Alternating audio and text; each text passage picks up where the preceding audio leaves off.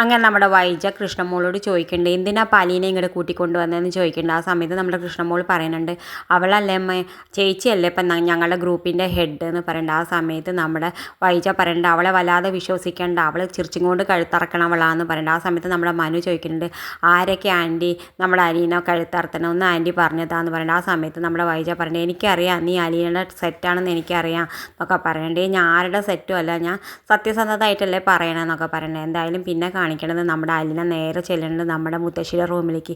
മുത്തശ്ശി കണ്ണൊക്കെ തിരുമ്പിയിട്ട് ചോദിക്കുന്നുണ്ട് അലീനല്ലേ എന്ന് ചോദിക്കുന്നുണ്ട്. ആ അതെ മുത്തശ്ശി എന്ന് പറയുന്നുണ്ട്, വായ ഇവിടെ ഇരിക്കുക എന്നൊക്കെ പറയുന്നുണ്ട്. എന്നിട്ട് നമ്മുടെ അലീന മുത്തശ്ശിയോട് പറയുന്നുണ്ട് മുത്തശ്ശി എല്ലാവരും ഇപ്പം എൻ്റെ ടീമായി, രോഹിത്തും ബബിതയും ഒക്കെ എൻ്റെ സെറ്റായി എന്ന് പറയുമ്പോൾ ആ എല്ലാവരും നിനക്ക് കയ്യിലെടുക്കാനുള്ള കഴിവുണ്ട്, നീ അതിനല്ലേ ഇങ്ങോട്ട് വന്നണേന്ന് പറയുന്നുണ്ട്. എന്തായാലും വൈജയുടെ മകളാണെന്ന ഭാവത്തിൽ തന്നെ മുത്തശ്ശി സംസാരിക്കുന്നുണ്ട്. പക്ഷേ അലീനയ്ക്കാണെങ്കിൽ അത് മനസ്സിലൊന്നും ആവണില്ല. പിന്നെ കാണിക്കണത് നമ്മുടെ കമല ഇവരൊക്കെ വന്നത് കണ്ടിട്ട് വേഗം പോയി ശിവനെ വിളിക്കുന്നുണ്ട്. ശിവൻ താഴത്തേക്ക് വരുന്നുണ്ട്. ആ എല്ലാവരും കൂടി ഉണ്ടല്ലോ എന്നൊക്കെ ചോദിക്കുന്നുണ്ട്. അപ്പോൾ രോഹിത് പറയുന്നുണ്ട് ഞങ്ങൾ വെറുതെ വന്നതല്ല, ഞങ്ങൾ അമ്മയെ തിരിച്ചു കൊണ്ടുപോകാൻ വന്നതാന്ന് പറയുന്നുണ്ട്. എന്തായാലും വൈജ പോവാനുള്ള തീരുമാനത്തിലല്ല, അവൾ ഒരിക്കലും പോണില്ല എന്നാണ് പറയുന്നത്. കാണിച്ചുകൊണ്ടാണ് ഇന്നത്തെ പ്രൊമോ അവസാനിക്കേണ്ടത്. ഇതുപോലെ പ്രൊമോ വിശേഷങ്ങൾ നിങ്ങളുടെ മുന്നിൽ എളുപ്പത്തിലെത്താൻ ഈ ചാനൽ ഒന്ന് സബ്സ്ക്രൈബ് ചെയ്യാൻ മറക്കരുത്.